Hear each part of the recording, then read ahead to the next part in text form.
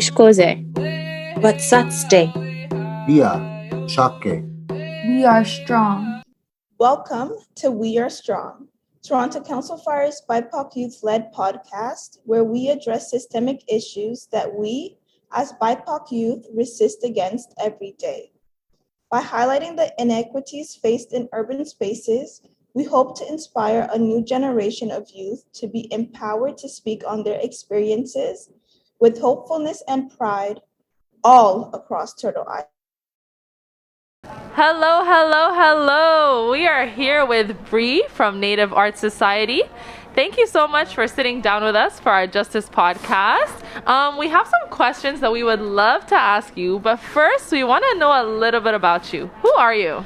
Anin minigijigad Brianna Olson Pitawanakwat Anishinaabe Minwa Anishinaabe Kwe Wasaze Nimda Nunguskwe Anishinaabe Mima P Toronto and Dunjaba Minwa Miskochi Waskahegan Minwa Wikwemikong Sing unceded First Nation Dunjaba Anishinaabe Kwe and Dao Atakusando Dam Nimigwachundam Nungwa. So hello, my name is Brianna Olson Pitawanakwat.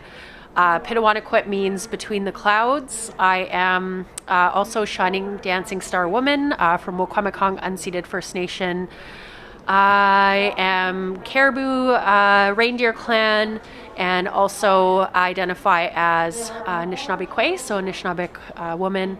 And I also mentioned a Cree word in there, which is Miskochi Waskahegan, which means Beaver Hills House. And that's where I lived in Edmonton, Alberta for many years before this, and then currently reside in Toronto. And I'm really super grateful to be here today. So thank you for having me. Yay, thank you for being here. And it actually gives me chills to hear you introduce yourself in your language. So thank you. That was so beautiful. So we wanted to ask you, we know that you started Native Arts Society. So what do you feel is your personal and also maybe professional role and responsibility in community? So for many years, I had worked in the area of like harm reduction and the arts back on the prairies in Treaty 6.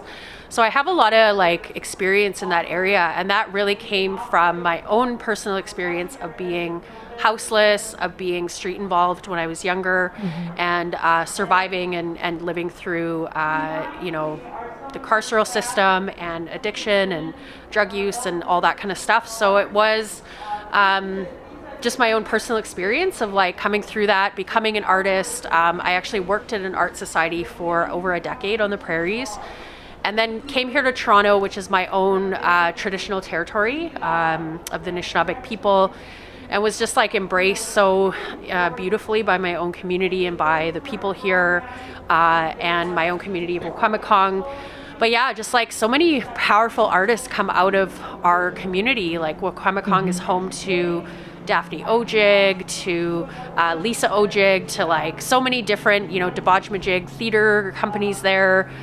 All these artists are so powerful. And I feel like as Indigenous people, we have this really like beautiful spirit that is carried in our artwork, and our culture is like so strongly portrayed in our art, and the language and the teachings and the stories and our histories.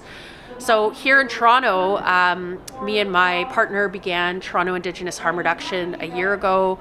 We're both two spirits, so like just, we're both do land and water defense. We both are, involved in like frontline work. We started doing harm reduction and then realized really quickly that there was a need for spaces for artists that are rarely seen within art spaces in this country. So artists that are street artists that are, potentially, incarcerated or recently incarcerated, and also modern Inuit art. And what you see is that there's so many like places that are owned by non-Indigenous people. The Inuit art like industry in this country is actually worth like it's like multiple like millions or even billions of dollars, and that money is not necessarily coming back to our communities. So we're like, how can we promote the arts for a part of our community that is not necessarily being supported? And that's why we started Native Arts Society. And it was really about just like giving access to the arts, access to like quality art supplies, artistic expression to folks that don't often get those opportunities, but also don't get that, like, I don't know, just being uplifted in our communities. So that's what Native Art Society is all about. Awesome. Thank you so much for sharing that with us. So the theme of this event is revillagizing, which comes in many different forms for us. It comes from empowering the future generations with peace, power, and righteousness through the understanding of the ways of our ancestors. So I wanted to just ask you, what does revillagizing mean or look like to you? I think that it involves like creating spaces for everybody in our community. As Indigenous people, like my late uncle, Elder Isaac Pitawanakwat, would always talk about how there's a lens that we have as Indigenous people that no one else has, that we can see the world through Indigenous eyes and through Indian eyes, he would say, because all the like old school natives say the word Indian. It's not as like stigmatized, but that was how he would say it. And he's like, you have that gift and you can see the world without all of these, like, everything's very like separate, isolated, compartmentalized within Western society, institutionalized, like all these things. So very like separating us, right? Separating even parts of who we are as people.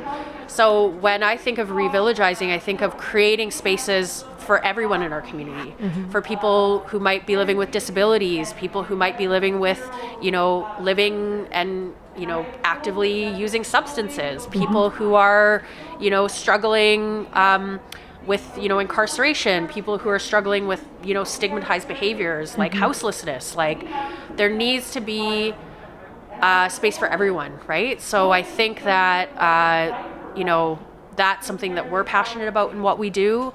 So many of the people that we work with are like our relatives, first of all. Everywhere we go, we're just like, oh my God, you're like fourth cousin, or you're like somebody's, even met people in, camps that were from the high Arctic that were related to my fiance. And like, so first of all, they're our relatives. Second of all, they're language keepers. They speak their languages fluently, but don't often find space in the community to do that or share those teachings. They have, songs that they carry. They have teachings that they carry, stories. So realizing everyone has those gifts and that, we need to create space for those gifts to be uplifted and seen and embraced in our community. So, yeah.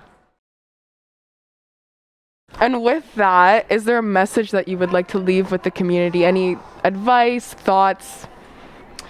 I think that I just feel passionate, and I think that our young people and our communities can feel passionate about a new era where we are the ones that are holding and have the self-determination and autonomy over our own gifts. And, for so long, like, this country, even now, it's like, they try to say, oh, like, Canada's Indigenous people, or, this is our, and it's like, okay, well,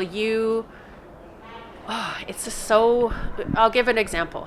One of my teachers, Lillian Gadwa, in the 70s, she started her journey in academia, and she went out and looked for teachings around moss bags, which is a huge part of like the Cree culture. And all she could find were documents that were written by white people. And she was like, this is so weird. And she spent her whole life doing her PhD on moss bag teachings, because she was like, there's nowhere, anywhere in academia where we are the ones authoring our own stories. And I feel the same way about the arts. I feel the same way about, youth programming that y'all are doing so powerfully, about this kind of event, like, where we can take that and be self-determining in our futures. And I think that young people can feel very proud of that. And that's our goal with the arts, is that we want to repatriate the arts. We want to, create space for the arts to be owned by our communities, for our Indigenous like artists to have fair prices for their work, rather than a like non-Indigenous gallery determining that for us. So that's what I'm really big on. And I really am excited for a future where there's more of that, because it's not necessarily that way right now. I love that. I love that you talked about why both of you decided to start Native Art Society, and also about making it by Indigenous people for Indigenous people. So I wanted to ask you, can you tell us a little bit more about your booth today and what y'all are doing over there? Yeah, absolutely. So we do vending. That's like, both of us are artists. A lot of the work that Nanook has done has been around land and water defense. Their parents are, Isaac Murdoch is their adopted father. Christy Belcourt's their auntie. So a lot of their mentorship came from those powerful, like, world-renowned artists. For myself, I'm a professional bead worker. I'm a jingle dress dancer. So, like, in order to do all the harm reduction work that we did starting last year at the beginning of the pandemic, what we did is we did art and fundraise. And that we started our own initiative with that as the foundation, and then now we're still doing it. Like the Native Art Society, we have fundraised all the money to have a building. We haven't gotten any government grants. Like, it's been so incredible, the amount of support, but we've done it by making shirts, printing. Like, we print all of our own shirts physically. Like, every shirt you see is printed by Nanook, and it is like incredible, because they must have the sorest back ever, but they do it themselves. And we fundraise that money because we're like, we want to do this, and we don't want anyone to determine it for us. We want to be able to raise the money so we can do the work. So that's what the booth is. It's like really us creating all these things so that we can make merchandise to sell, so that we can create this gallery for our community, for the artists that we support, that are, marginalized and not as seen and uplifted. And so if you come to the booth, you're going to see lots of different art, some of it super cute and like children's shirts and all that kind of stuff, some more controversial, because we are both, I guess, politicized as Indigenous people and what we say. We also have lots of different like hats and stickers and buttons, and but just tons of orange shirts. And everybody, I think one thing people need to know about orange shirts is that we are both intergenerational survivors. Nanook's mom went to residential school. My mom went to Indian day school. My grandmother went to Spanish residential school. We're intergenerational survivors, and the funds from all of those shirts are going back to the community that we support, many of whom are survivors. But that there has been a huge co-opting of orange shirts in this country, where Walmart and weird, random non-Indigenous stores are just carrying so much of this stuff. And that's what we want to do, is create spaces where people can come get a shirt and feel good about where the money's going, feel like they're supporting survivors. And, sometimes there's not always the opportunity to donate to Indian Residential School Survivors Society. So having more of that, because sometimes, people feel frustrated. They're like, I don't want to go to Walmart. And I'm like, you shouldn't have to go to Walmart, go somewhere where it's in your community and you're supporting people in your community. So that's, what we're doing. And you're going to see lots of orange when you come visit us. So, yeah. Thank you. Go ahead. Thank you so much for joining us today and for speaking with us. And the last thing we want to ask is, where can we find you? Do you have a website, social media, anything like that? Absolutely. So Instagram, probably the biggest space that we share not only information about what we do, but we talk about different issues in the community and kind of what we're doing on the ground. So we have Native Art Society on Instagram, as well as Toronto Indigenous Harm Reduction. We also have we have a website for Toronto Indigenous Harm Reduction. The website was supported by actually Amnesty International, who are one of our supporters.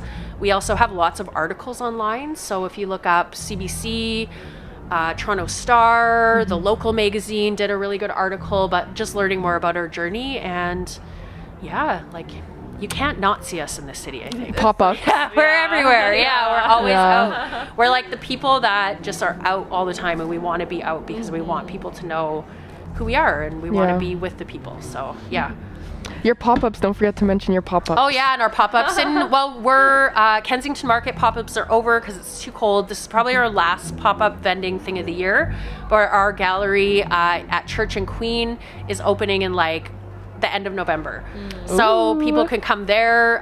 It's literally just south of the McDonald's at Church and Queen. So we're right by Moss Park. We're like in the core where all of the folks that we support mainly are. So yeah, feel free to come down when we're open. Amazing. Thank you so much. Thank you so much, Oh my Nyawa. gosh. So nice to have you. Wow. Yeah.